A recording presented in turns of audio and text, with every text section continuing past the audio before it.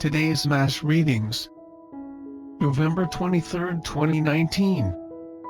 Saturday of the 33rd week in Ordinary Time. First reading. 1 Maccabees chapter 6 verse 1 to 13. As King Antiochus was traversing the inland provinces, he heard that in Persia there was a city called Elameh, famous for its wealth in silver and gold, and that its temple was very rich, containing gold helmets, breastplates, and weapons, left there by Alexander, son of Philip, king of Macedon, the first king of the Greeks. He went therefore and tried to capture and pillage the city, but he could not do so, because his plan became known to the people of the city, who rose up in battle against him. So he retreated and in great dismay withdrew from there, to return to Babylon. While he was in Persia, a messenger brought him news that the army sent into the land of Judah had been put to flight, that Lysias had gone at first with a strong army, and been driven back by the children of Israel, that they had grown strong by reason of the arms, men, and abundant possessions taken from the armies they had destroyed, that they had pulled down the abomination which he had built upon the altar in Jerusalem, and that they had surrounded with high walls both the sanctuary, as it had been before, and his city of Bethzur. When the king heard this news, he was struck with fear and very much shaken. Sick with grief because his designs had failed, he took to his bed. There he remained many days, overwhelmed with sorrow, for he knew he was going to die.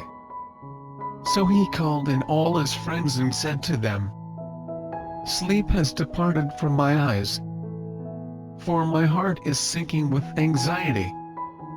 I said to myself, into what tribulation have I come? And in what floods of sorrow am I now? Yet I was kindly and beloved in my rule. But I now recall the evils I did in Jerusalem, when I carried away all the vessels of gold and silver that were in it, and for no cause gave orders that the inhabitants of Judah be destroyed. I know that this is why these evils have overtaken me. And now I am dying, in bitter grief, in a foreign land." The word of the Lord. Responsorial Psalm. Psalms chapter 9 verse 2 to 3, 4, 6, 16 and 19. Let our response be, "I will rejoice in your salvation, O Lord. I will give thanks to you, O Lord, with all my heart. I will declare all your wondrous deeds. I will be glad and exult in you. I will sing praise to your name, Most High. I will rejoice in your salvation, O Lord. Because my enemies are turned back, overthrown and destroyed before you. You rebuked the nations and destroyed the wicked. Their name you blotted out forever and ever. I will rejoice in your salvation, O Lord. The nations are sunk in the pit they have made.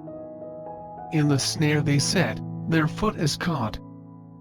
For the needy shall not always be forgotten, nor shall the hope of the afflicted forever perish. I will rejoice in your salvation, O Lord." Gospel reading.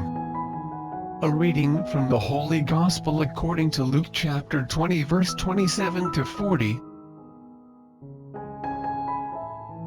Some Sadducees, those who deny that there is a resurrection, came forward and put this question to Jesus, saying, "Teacher, Moses wrote for us If someone's brother dies leaving a wife but no child, his brother must take the wife and raise up descendants for his brother. Now there were 7 brothers. The first married a woman but died childless. Then the second and the third married her. And likewise all the 7 died childless. Finally the woman also died. Now at the resurrection whose wife will that woman be? For all 7 had been married to her.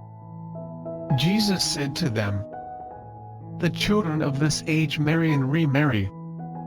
But those who are deemed worthy to attain to the coming age, and to the resurrection of the dead, neither marry nor are given in marriage.